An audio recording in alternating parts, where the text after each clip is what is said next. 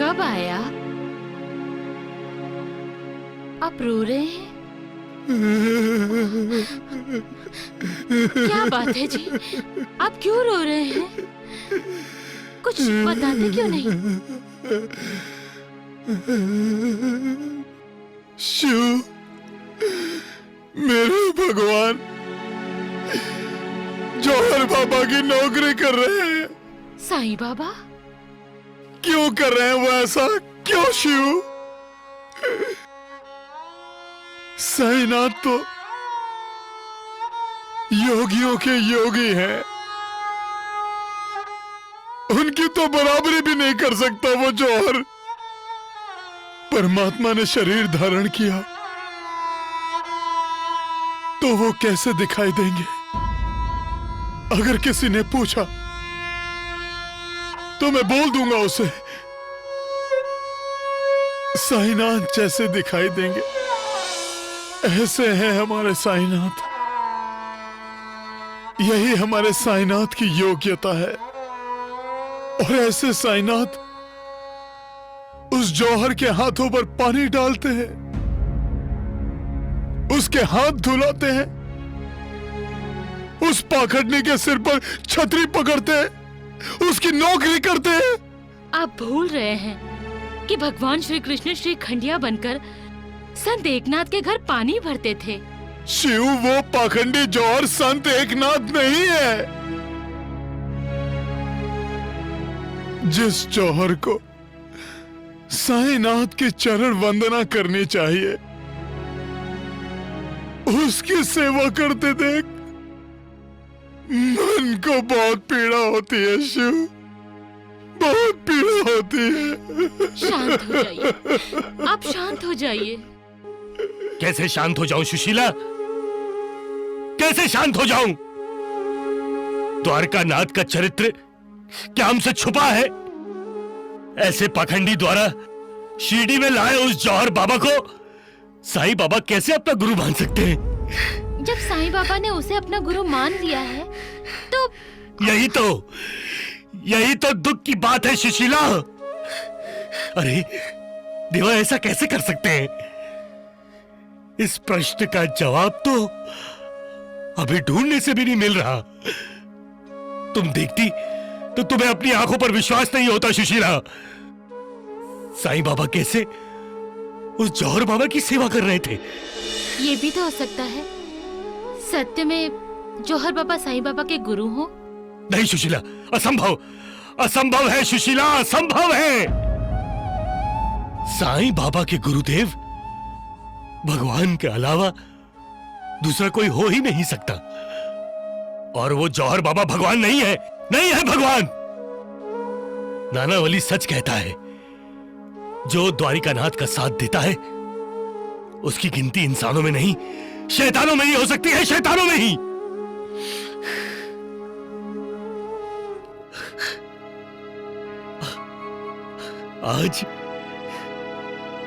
आज हमें ऐसा लग रहा है सुशीला जैसे हम साईं भक्तों ने अपनी आत्मा खो दी है।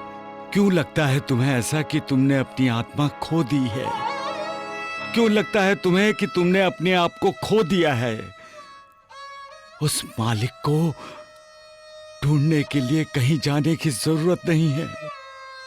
न मंदिर में, न हिमालय में, सिर्फ अपने आप में ढूंढो, अपने अंदर झांको। अरे बुद्धू, मालिक को जानने से पहले अपने आप को जानो। मालिक से परिचय बढ़ाने से पहले अपने आप से परिचित हो जाओ। अपने आप से परिचित नहीं होगे तो दूसरों को अपना परिचय कैसे दोगे? अपने आप को सिर्फ एक शरीर मत समझो। अगर तुम अपने आप को शरीर समझोगे तो अपने उद्धार की सीढ़ियां नहीं चढ़ सकोगे। और उद्धार की सीढ़ियां चढ़ना है तो तुम्हें अपने अंदर जाने की सीढ़ियां उतरनी होंगी। सीढ़ियां उतरो, तभी तुम्हारी भेंट तुम्हारे शरीर में रहने वाले अशरीरी से होगी। कौन है यह अशरीरी? एक दिव्य तेज, एक दिव्य रोशनी जो परमात्मा का अंश है, मालिक का प्रतिनिधि है, हमारे शरीर का चैतन्य है, जिसे हम आत्मा कहते हैं। एक बार आत्मा से परिचित हो गए तो तुम्हें अद्भुत और दिव्य आनंद का स्रोत प्राप्त होगा। तब तुम एक नई दृष्टि से दुनिया को देखोगे और जान जाओगे कि यहाँ कोई दूसरा नहीं है, सभी एक ही हैं, क्योंकि हर किसी में वही आत्मा है जो परमात्मा का तेज है, अंश है, प्रतिनिधि है। ऐसे सवाल फिर मन में उठेंगे ही नहीं, क्योंकि आत्मा का साक्षात्कार होने के बाद तुम जान जाओगे कि कोई तुमसे दूर नहीं गया है, कोई तुम्हें छोड़कर नहीं गया है, हर कोई तुम्हारे पास है, तुम्हारे अंदर ही तो रहता है।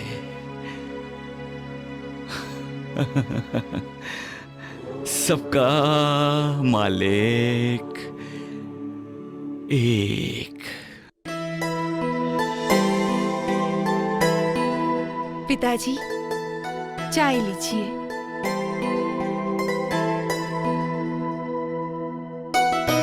जानकी बहू, जी पिताजी। शादी के बाद से तुम अपने मायके नहीं गई हो ना? याद तो तुम्हें अपने माता पिता की आती ही होगी। हर नई दुल्हन को आती है। तुम चाहो तो 2-4 दिन के लिए अपने मायके जा सकती हो बेटी, लेकिन रघुराम की इजाजत लेकर। मैं रघुराम को बोलूंगा कि वो तुम्हें छोड़ने के लिए तुम्हारे साथ चले जाए। 2-4 दिन रहो, माता पिता से खूब जी भरकर मिलो, फिर चली आना। जी पिताजी। सदा सुहागन रहो।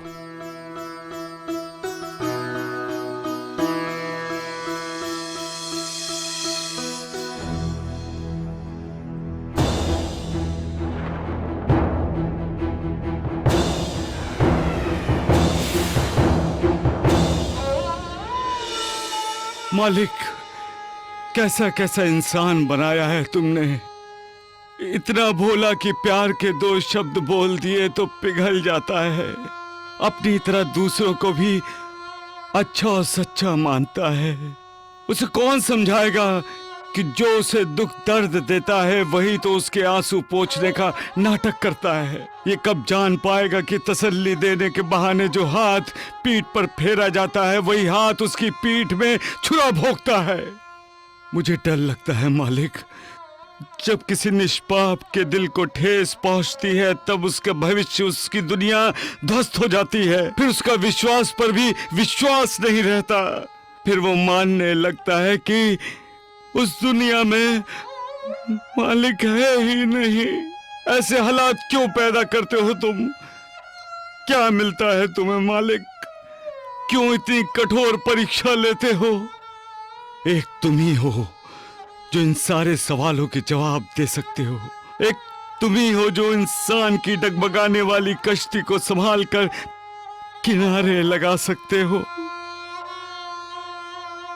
दया करो मालिक, रहम करो, रहम करो मालिक, रहम करो। बहुत अच्छा बोलता है हमारा ये शिष्य। कहाँ गुरुदेव, मेरे जो दिल में आता है वही जुबान पर आ जाता है। सुना द्वारिका नाथ जी, आपकी जुबान पे कुछ और होता है और दिल में कुछ और। ढोंडिया, इस समय जो मेरे दिल में है वही जबान पे है। क्या है आपके दिल में? कि तुम्हारी लाठी से धुलाई कर दूं। अरे भगवान, इस काम के लिए आप मुझे आज्ञा दीजिए। अरे बड़ा आज्ञाकारी है। जब नानावली आता है तो दुम दबाकर भाग जाता है, भगोड़ा डरपोक।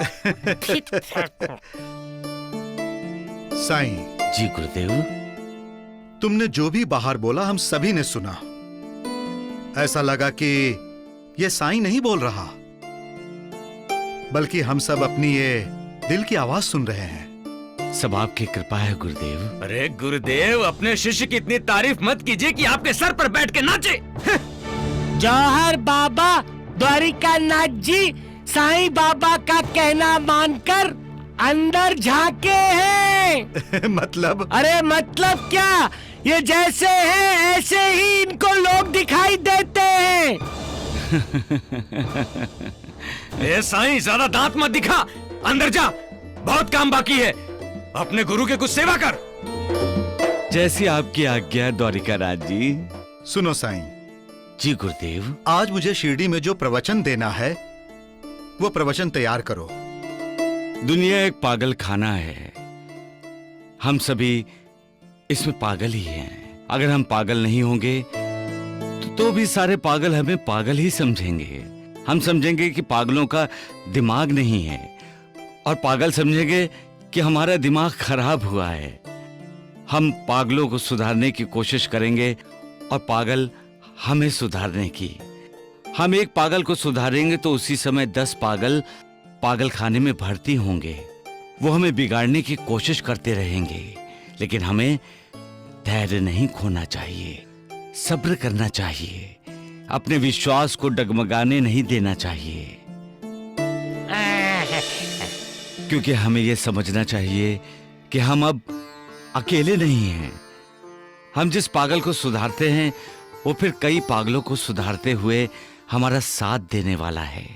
कारवां बन जाएगा जिसकी यात्रा का उद्देश्य होगा मालिक के परम धाम को प्राप्त करना। मालिक तुम सबका कल्याण करे। हाँ तो साईं जी, अब तुम जाओ और मेरे कपड़े अच्छी तरह से धो डालो। जी जी। जाओ। अच्छी तरह से धोना साईं। दीदी, क्या मैं अंदर आ जाऊं? आओ आओ ना, बैठो। बहुत खुश दिखाई दे रही हो, क्या बात है? कहीं कोई खुशखबरी तो नहीं? हमारे रघुराम जी कहीं पिता तो नहीं बनने वाले? अरे नहीं दीदी, ऐसी कोई बात नहीं है। फिर खुशी का कारण? पिताजी ने मुझे कुछ दिनों के लिए अपने मायके जाने की अनुमति दे दी है। अच्छा, तो माता पिता को देखने की और उनसे मिलने की खुशी छलक रही है चेहरे पर। दुनिया में कौन सी ऐसी लड़की होगी जो अपने माता पिता से मिलकर खुश नहीं होगी? यही खुशखबरी देने आई थी मैं आपको। अच्छा, तो अब मैं अपने कमरे में चलती हूँ। कहीं माँ जी ने देख लिया हम दोनों को एक साथ तो नाराज हो जाएंगी। हाँ।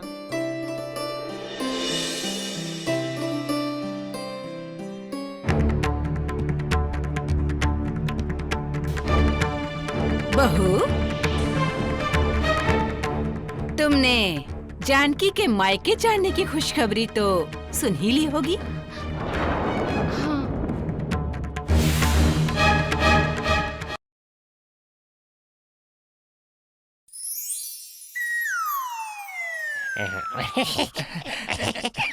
ढोंडिया, तुम ऐसे क्या देख रहे हो? हैं?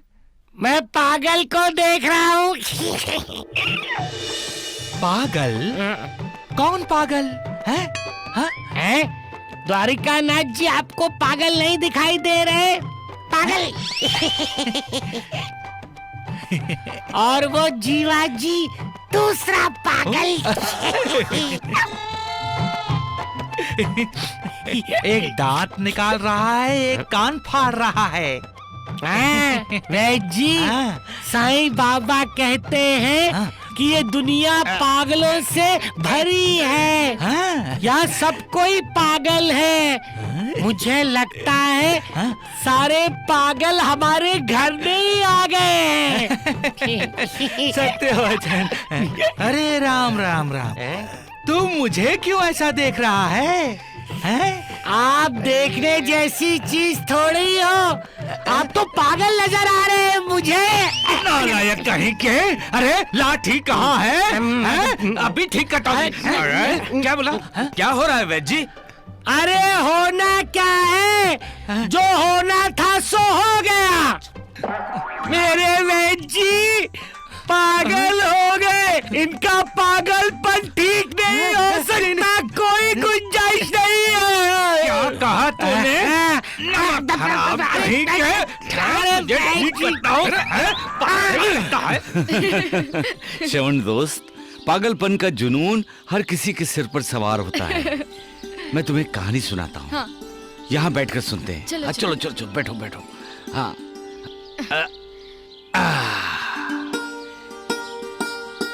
किसी गांव का एक राजा था।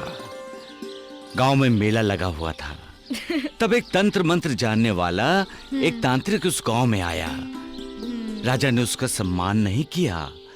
इससे क्रोधित होकर तांत्रिक ने गांव की नदी में जड़ी बूटी फेंकी और मंत्र फूंक कर कहा, जो भी इस नदी का पानी पिएगा पागल हो जाएगा। फिर क्या, गांव में तो सभी एक ही नदी का पानी पीते थे, दूसरा पानी था ही नहीं गांव में। सभी ने उस नदी का पानी पिया और वो सारे के सारे पागल हो गए। राजा अपने लिए गंगा जल मंगवाया करता था, इसलिए वो पागल नहीं हुआ। लेकिन गांव के लोग उसे पागल समझते थे। कहने लगे, हमें ऐसा पागल राजा नहीं चाहिए, हटा दो इसे, किसी दूसरे को राजा बना देते हैं। फिर क्या श्रवण दोस्त, राजा को उसके वजीर ने समझाया कि अगर उसने नदी का पानी नहीं पिया तो उसका सिंहासन खतरे में आ जाएगा। मजबूर होकर राजा ने उस नदी का पानी पिया। तब प्रजा ने सोचा, अब राजा पागल नहीं है।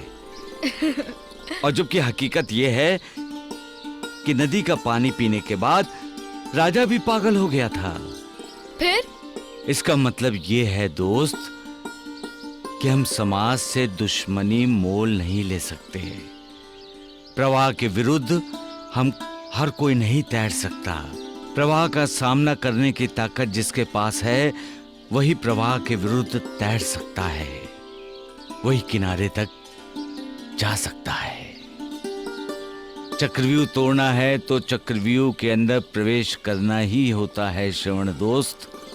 चक्रव्यूह के बाहर रहकर हम चक्रव्यूह को तोड़ नहीं सकते। उसी तरह प्रश्नों से दूर रहकर हमें प्रश्नों के उत्तर नहीं मिलते। प्रश्नों का सामना करना ही पड़ता है और सामना करना ही चाहिए। हाँ? दोस्त, एक बात बताओ, क्या? अचानक तुम जौहर बाबा के शिष्य कैसे बन गए? क्या वो भी तुम्हारी तरह पागल है? कहीं ऐसा तो नहीं कि जौहर बाबा के चक्रव्यूह में तुमने जानबूझकर प्रवेश किया? सबका मालिक एक। अरे, जा रहे हो दोस्त? हाँ दोस्त, भिक्षा मांगने जा रहा हूँ। अब आज से मुझे अपना और अपने गुरुजी के भोजन की व्यवस्था करनी पड़ेगी।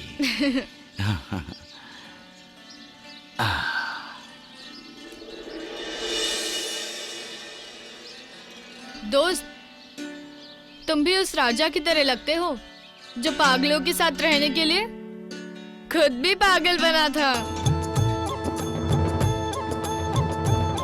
साईं बाबा, साईं बाबा, साईं बाबा, जय साईं बाबा।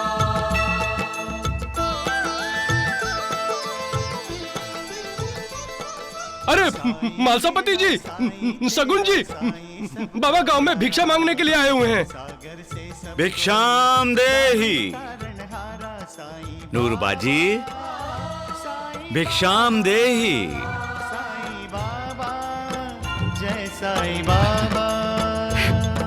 साईं मेरा साईं तेरा साईं सबका प्यारा, भव सागर से सबको साईं। क्या कर रही हो नूरबाजी? कई दिनों के बाद आपके दर्शन हुए, इसीलिए आपके सामने नतमस्तक हुई। नहीं नूरबाजी, नतमस्तक होना ही है तो अल्लाह ईश्वर के सामने नतमस्तक हो, किसी इंसान के सामने नहीं।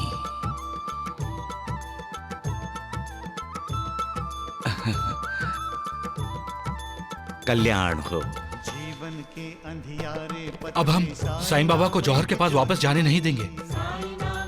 भिक्षाम देहि भिक्षाम देहि ओम भवती भिक्षाम देहि। जीवन के अंधियारे पथ में साई नाम एक ज्योति। बाबा, अब तो आप द्वारिका माई में ही रहेंगे ना? मालिक, हम बाबा को ना द्वारका माई में ले आएंगे और उसे वहाँ से वापस जाने नहीं देंगे। हाँ हाँ, नानावली ठीक कहता है मालसापति।